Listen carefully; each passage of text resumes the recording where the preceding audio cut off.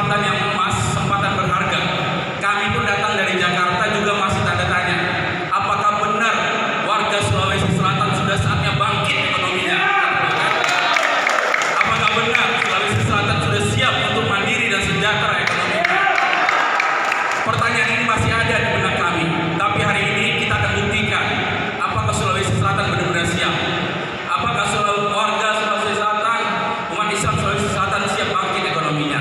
Maka kita berharap manfaatkan waktu kita yang sangat singkat ini, mumpung Pak Haji Sutrisno sudah hadir di sini untuk bersama-sama. Mari kita belajar, mari kita berdiskusi, dan mari kita bekerja sama dan kita action. Kita bukan isi seminar di sini, kita bukan berkata-kata di sini, kita bukan untuk sekedar berwacana, tapi kita mau action. Kita mau berjihad secara ekonomi. Jadi saya harap kita serius, kita sungguh-sungguh, dan setelah ini kita pulang dengan membawa semangat, membawa sebuah harapan, membawa sebuah keyakinan bahwa ekonomi di Sulawesi Selatan bisa bangkit dan bisa tumbuh. Saya pikir itu yang bisa saya sampaikan. Terima kasih Deng Makmur yang sudah memfasilitasi kami, memfasilitasi Bapak Ibu sehingga kita bisa hadir di ruangan yang istimewa ini, tempat yang sangat luar biasa ini. Semoga tempat ini Islamic Center adalah sebagai momentum puncak, sebagai momentum kebangkitan ekonomi umat, bukan hanya di Takala, tapi juga di Sulawesi Selatan, Bapak Ibu sekalian. Bukan hanya di Sulawesi Selatan, tapi juga seluruh Indonesia. Dari Sulawesi Selatan untuk Indonesia. Saya pikir itu Bapak Ibu sekalian. Saya ingat pepatah Sulawesi Selatan, pantang biduk sekali layar terkembang, pantang biduk surut ke tepian. Yang dalam arti Sulawesinya kuale yang di tamangan atau walia. Lebih kupilih tenggelam di lautan daripada kembali ke pantai. Saya pikir semangat itu harus kita jadikan spirit bahwa hari ini lembaga ekonomi umat dari Jakarta sudah datang. Jangan biarkan kami kembali pulang dengan tangan hampa dan setelah ini hilang begitu saja. Mari kita sama-sama bergerak. Terima kasih. Assalamualaikum warahmatullahi wabarakatuh. Baik, itulah tadi sambutan dari Dirut PT KIJ Kunci Nusantara Cemerlang. Hormat saya pertama-tama kepada Indah, Pak Makmur, dan Bapak-Bapak Ibu sekalian yang saya muliakan. Wa alhamdulillah wa syukurillah wa la quwwata illa billah. Amin. Puji syukur kita panjatkan kepada Allah Subhanahu wa taala.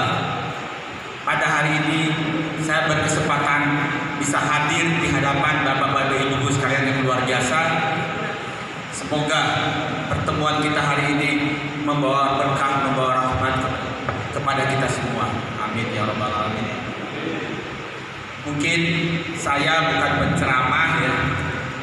Kalau bisa langsung saja kita bicara masalah tujuan dari apa itu lembaga ekonomi umat. Bapak Ibu sekalian, pertama-tama perkenalkan saya dulu. Tadi sudah disebut nama saya Sutrisno Lukito. Saya sebagai inisiator pendiri Lembaga Ekonomi Umat Majelis Ulama Indonesia yang didirikan pada 2017, yang dideklarasikan di Sahid Hotel, dibuka oleh Bapak Presiden Jokowi dan ditutup oleh Pak JK. Seperti biasa-biasa, ya kan, selalu hanya seremonial, seminar ya, yang tidak bermanfaat. Akhirnya saya mundur, saya mendirikan sendiri Lembaga Ekonomi Umat yang akhirnya diakui juga oleh Majelis Ulama Indonesia. Sebelum dimulainya presentasi masalah ekonomi umat, saya berharap ke depannya kita juga bisa mengundang Majelis Ulama Indonesia Kabupaten Takalar. Bapak-bapak Ibu sekalian, perlu kita ketahui bahwa negara kita sudah 75 tahun merdeka, namun sesungguhnya ekonomi kita masih dijajah. Kalau ekonomi kita masih dijajah, berarti yang lain pun juga terjajah. Hukum, politik, dan lain-lainnya pasti terjajah oleh ekonomi yang masih dijajah. Suatu bukti contoh, modern market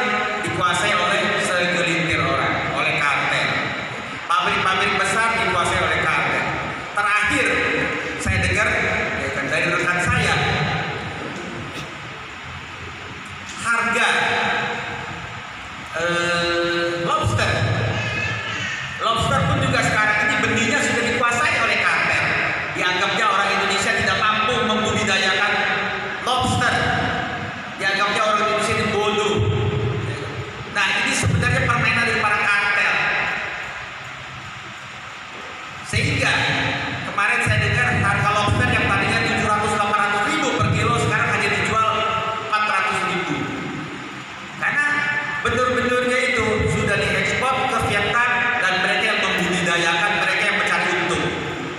Nah, kartel-kartel seperti ini ya, tentunya tidak bisa kita biarkan. Umat Islam kita harus bersatu. Ekonomi sudah harus dipegang oleh umat Islam. Untuk itulah saya hadir,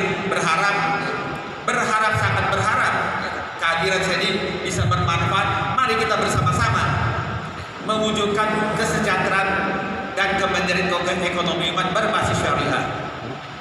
Apa yang dimaksud ekonomi syariah? Apa yang dimaksud kemandirian dan kesejahteraan? Saya akan bicarakan sebentar. Namun satu hal, kedatangan saya tidak akan bermanfaat, berguna jikalau rekan-rekan kita tidak bisa bahu membahu mewujudkan hal ini. Saya akan merasa malu sekali ya kan, berada di hadapan bapak-bapak ibu sekalian jika kelak masalah ini, ekonomi ini hanya merupakan wacana-wacana saja.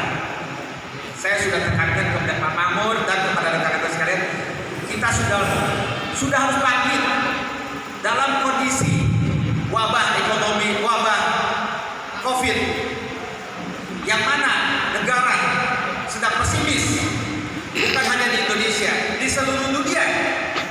Resesi ekonomi sedang melanda. Justru saya berharap kebangkitan ekonomis berbasis syariah dari masyarakat bisa bangkit melalui dari Takalar, Kabupaten Takalar.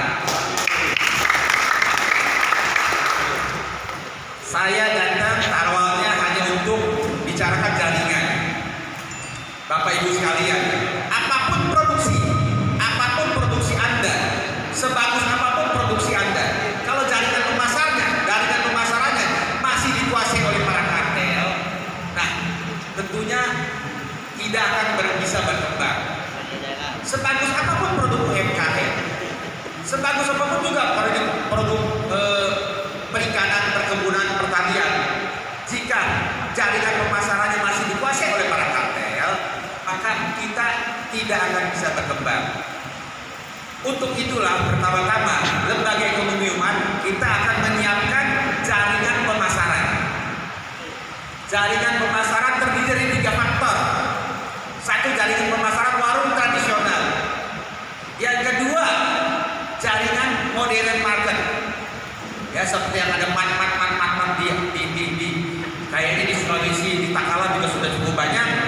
Yang ketiga, online market melalui online. Ya, jadi pertama-tama kita harus kuasai kembali jaringan pemasaran tradisional, modern, dan online market. Nah, untuk tradisional market, sekarang ini kita fokus dulu ke tradisional market. Tradisional market ini kita akan memberikan barang-barang kepada warung-warung dengan harga yang bersaing, dengan teknologi yang kita berikan. Nanti ibu-ibu sekarang di sini saya lihat lebih banyak ibu-ibu luar biasa, dan sepengalaman saya keliling-keliling ke Indonesia, mohon maaf, kelihatannya ibu-ibu justru lebih daya juangnya lebih tinggi. Nah, jadi warung-warung tradisional kita didik. Pembelian barang, pemesanan barang cukup dengan handphone ya, yang versi 5 yang bisa Android. Dia bisa lihat barang apa yang mau dia pesan, dia bisa lihat harganya, dia bisa lihat bentuknya melalui handphone IT. Kalau belum punya IT, belum punya handphone, mungkin bisa melalui koordinatornya untuk tahap awal. Jadi warung tradisional itu salah satu. Kedua, memodernisasi warung-warung tradisional supaya bisa jual pulsa, bisa jual token, bisa membayar token listrik, bisa GPS, jual gas, dan lain sebagainya. Ya, jadi lebih memodernisasi. Ketiga, tentunya saya berharap warung tradisional ini bisa lebih modernisasi. Tidak lagi menjual gula pasir, bisa menjual macam-macam barang yang terbuka. menimbulkan lalat, semut, kecoa. Jadi warung tradisional ini kita modernisasi, lebih bersih, lebih higienik. Ya, itu salah satu tujuan lembaga ekonomi umat. Nanti bagaimana cara mereka harus melakukan hal ini? Justru kita butuh Anda koordinator atau BUMDes atau dari manapun juga, yang mana nanti kita akan mengadakan training. Ya, kita adakan training kepada semua, ya kan? Training IT-nya, bagaimana cara isi pulsa dan sebagainya. Kita akan latih itu, dan khususnya ya, yang harus kita latih adalah SDM-nya. Mungkin ibu-ibu, bapak-bapak bisa ketahui bagaimana Alfa Indomaret, loyalitas mereka kepada bosnya bagaimana tingginya. Setiap hari penghasilannya besok pasti sudah di store ke bank. Tidak peduli hari Minggu, hari raya, Idul Fitri, Idul Adha, mereka tetap buka. Kan begitu? Ya, nah, fighting spirit seperti itu harus berada di diri kita. Kalau kita mau bisa bersaing dengan mereka, kita harus siap seperti hal demikian. Seperti khusus DC, kemarin saya ketemu DC dari Sidrap, Ibu Anti. Saya sudah jelaskan, barang jam berapapun datang, jam 2 subuh, jam 3 subuh datang, harus bisa diterima. Siap ya? Nah, sebisa mungkin jam itu juga sudah dibikin, sudah bisa disebarkan ke warung-warung yang membutuhkan barang-barang tersebut. Tugas koordinator ke bawah mendidik, membina, mendampingi warung-warung tersebut. Untuk itu Anda mendapatkan hak, ya, haknya sebesar 1% dari omset yang didapat dari warung. Namun Anda bertanggung jawab untuk membina. Hak itu selama 3 tahun. Ya, diberikan selama 3 tahun. Anda cukup hanya merekrut, membina mungkin 2-3 bulan. Setelah jalan lancar, kita sudah mendapatkan captive market income, captive income. Ya, jadi income yang pasti selama 3 tahun. Berikutnya kita akan ajarkan Anda bagaimana menjadi pengusaha. Sekarang yang kita bisa bahas adalah berdagang. Berdagang adalah dagang dengan modal sekecil-kecilnya, resiko sekecil-kecilnya, untung sebesar-besarnya kepada para pedagang. Setelah Anda melewati ujian ya, dan berhasil, ya, kita akan mendidik menjadi pengusaha. Pengusaha adalah mengusahakan yang tidak ada menjadi ada, mengusahakan yang tidak bisa menjadi bisa. Jadi orang bilang modal besar itu bohong. Di sini lembaga ekonomi memberikan satu lagi, konsinyasi pinjaman, konsinyasi pinjaman barang. Konsinyasi ini sesungguhnya kita mau mendidik kepada warung-warung ini bahwa kepercayaan adalah modal utama dari bisnis apapun juga. Ya, jadi ibu-ibu, ya, bapak-bapak sekalian, ya kan, harus bisa menjelaskan bahwa konsinyasi ini dari 0,5 juta, 1 juta, 2 juta, kepercayaan terus 5 juta, 10 juta, sampai bisa 1 miliar, 2 miliar, 100 miliar. Itu adalah modal apa? Modal kepercayaan. Ya, jadi kita didik bukan kasih pinjam, itu bukan kasih pinjam, hanya kasih pinjam mengembangkan usaha saja, tapi yang utama adalah mendidik mereka agar disiplin, menjaga kepercayaan. Karena ini adalah uang yang akan dikembalikan nanti kepada umat yang lain. Ya, uang ini nanti akan kita serahkan lagi ke umat-umat yang lain yang membutuhkan. Ini bukan uang negara. Kalau uang negara, kur dan sebagainya, ya kita nggak usah bayar juga apa-apa, karena kita juga dipotong. Kan begitu. Ya, kalau ini tidak. Ya, kita ikhlas, kita memberikan, mendidik, membimbing, sehingga mereka dari warung kecil menjadi warung besar.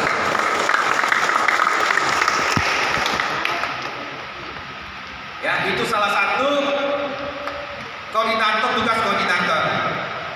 Ke atas ya koordinator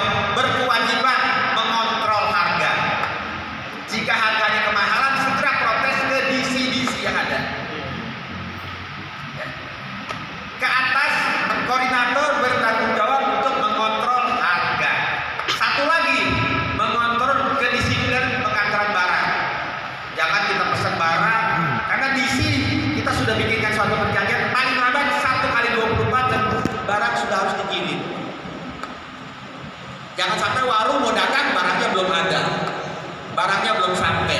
Nah itu koordinator juga berhak protes, menegur isinya. Untuk itu, setiap koordinator dia akan mendapatkan hasil real time ya. Jadi warung-warung ini nanti Anda bisa lihat dari handphone Anda. Yang umpamanya si A mempunyai jaringan 100 warung, dia bisa lihat dari handphonenya. Warung A hasilnya berapa duit, warung B berapa duit, itu langsung bisa kelihatan. Ya, jadi di handphone Anda bisa kelihatan warung ini sebenarnya kalau warung ini kenapa tidak berkembang, itu perlu kita datangkan, kita datangi kenapa tidak berkembangnya seperti apa, ya itu adalah tugas Anda untuk membimbing. Ya jadi setiap koordinator bisa melihat hasil dari jaringan-jaringannya. Itulah dari kedatangan lembaga ekonomi umat, membina warung, memberikan pinjaman konsinyasi tanpa bunga, tanpa riba, tanpa jaminan. Nah, tujuannya adalah mendidik agar mereka dari kredit pinjaman 1 juta naik 2 juta naik 5 juta naik 10 juta. Intinya bahwa berdagang itu adalah modal utama, adalah modal kepercayaan. Kakek moyang saya bukan, saudara-saudara saya bukan toko mewah, jual-jual elektronik, modalnya apa? Tempat doang. Modalnya tempat saja. Nah ini harus diterapkan di masyarakat umum. Itu adalah ilmu dagang. Nanti ilmu usaha buka pabrik dan sebagainya session ke depan tahun depan insya Allah dengan berbagai tadi kita sudah bisa bicarakan masalah industri perikanan, industri peternakan. Jadi jangan jagung harganya hari ini 3.400, besok bisa turun lagi 2.500, bisa seenaknya aja mereka mengontrol harganya.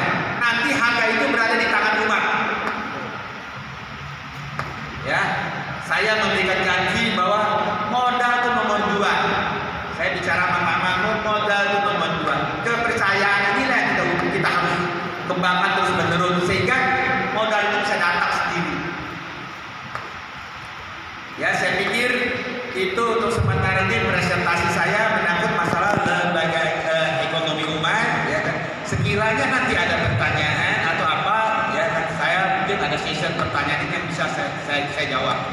Ya, saya pikir itu saja dulu. Terima kasih. Wabillahi taufiq wa hidayah. Wassalamualaikum warahmatullahi wabarakatuh. Sesuatu yang bisa sangat mempengaruhi. Begitupun juga nanti dengan pengade-gade kita di masyarakat.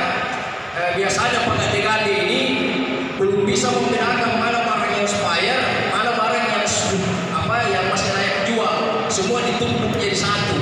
Ada juga yang biasa kemudian masih berpikir baru expired 1 hari, baru expired 1 bulan, tidak apa-apa jadi kalau main lagu kalau main dia tidak. Ini juga salah satu pandangan masyarakat kita ya, yang saya lihat khusus di Kabupaten Takalar ini masih belum bisa membedakan mana barang yang harus disingkirkan, tidak boleh lagi dijual karena itu sangat merugikan kesehatan, semata-mata lebih pada berpikir tentang untung saja. Untuk mengawali sesi pertanyaan ini saya serahkan kepada Bapak. Perkenalkan saya, kami dari pesantren Darul Aman yang beralamat di Lengkes, Marbo. Alhamdulillah, kami ini memang pemain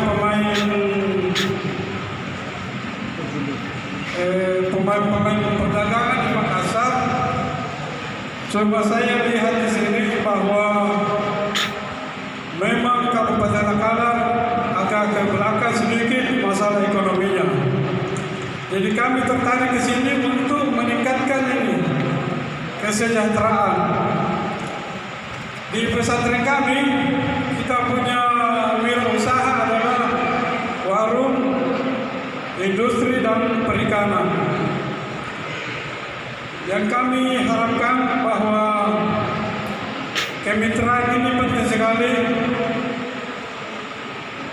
memang di antara kita yang perlu bangkit biasanya dengan modal. Tapi saya bantah bahwa modal bukanlah modal utama untuk meningkat. Yang penting sekarang adalah kemitraan. Mitra yang amanah, mitra yang jujur, dan jangan panas-panas tai ayam. Insya Allah kami harapkan kalau bisa jadikanlah sumber-sumber pesantren menjadi sumber kesejahteraan bagi khususnya. Assalamualaikum warahmatullahi wabarakatuh. Yaitu Bapak Haji Sutrisno, beliau langsung hadir di tengah-tengah kita, berarti itu bentuk kesyukuran yang luar biasa yang harus kita sampaikan kepada Allah Subhanahu wa taala. Karena beliau langsung hadir di tengah-tengah kita memperkenalkan sesuatu yang sangat bermanfaat bagi kita untuk kesejahteraan bagi kita semua di Takalar ini, yaitu dengan melalui Leoman atau membina warung-warung pagade yang ada di desa-desa. Saya berada di sini karena mungkin kemarin beliau lama kami berbincang-bincang dan kami menjelaskan terkait potensi apa yang ada di Takalar yang bisa dikembangkan, dan alhamdulillah beliau merespon karena salah satu potensi yang besar di Takalar adalah sektor kelautan dan perikanan selain pertanian, karena ada tujuh kecamatan yang bersinggungan langsung dengan laut, adapun wilayah kepulauan dan bahkan kecamatan yang lain juga bergerak di bidang budidaya air tawar. Jadi sektor kelautan ini sangat-sangat menjanjikan untuk kita kembangkan di Takalar untuk meningkatkan kesejahteraan masyarakat Takalar. Dan alhamdulillah beliau merespon besar dan memberikan semangat bagi kami khususnya di Dinas Kelautan untuk menjawab tantangan ini. Dan alhamdulillah saya sudah memaparkan semua potensi yang ada. Kami ada tambak kurang lebih seluruhnya ada 4.000 hektar tapi tidak produktif, dan ternyata beliau merespon melalui lembaga ekonomi umat, tentunya dengan koperasi dan sebagainya. Kita akan kembangkan ini untuk sektor perikanan, misalnya budidaya, misalnya tambak, dan ini nanti akan bersinggungan dengan warung-warung teh di sana. Dalam artian sektor kelautan ini harus menyiapkan misalnya ikan-ikan segar di warung-warung tak, sehingga misalnya masyarakat menolak boleh juku tidak susah, artinya ikan-ikan segar. Karena kalau hasilnya sektor kelautan perikanan bisa sampai ke warung tak, akulingasi dan nikmati juga. Dia menasangi apa menarik pulau bangke, sehingga pulau atau kiti sekali-sekali tentu guna untuk begitu. Jadi kita harus berterima kasih kepada terutama pada Lewe yang sudah memfasilitasi sehingga beliau langsung hadir di tengah-tengah kita. Ini luar biasa. Dan sebenarnya pemerintah daerah ini harus berterima kasih kepada Lewe karena sudah memberikan warna dalam artian suatu program yang sangat nyaman dengan program Pak Bupati. Pak Bupati Takalar berusaha untuk bagaimana menggerakkan sektor UKM dan warung-warung untuk bisa. Ketua Yayasan Lembaga Ekonomi Umat Pak Haji Sutrisno beserta Pak Alwi, Pak Berlewa yang juga menjadi inspirasi dari kegiatan ini. Terima kasih, dan saya akhiri dengan ucapan wabillahi taufiq. Assalamualaikum warahmatullahi wabarakatuh. Bimbingan dari rekan saya Pak Madur, insya Allah Kabupaten Takalar, masyarakat Kabupaten Takalar, umat Kabupaten Takalar akan lebih makmur, akan lebih sejahtera dan mandiri dalam segi ekonominya. Terima kasih dan mohon maaf sekiranya perkataan-perkataan saya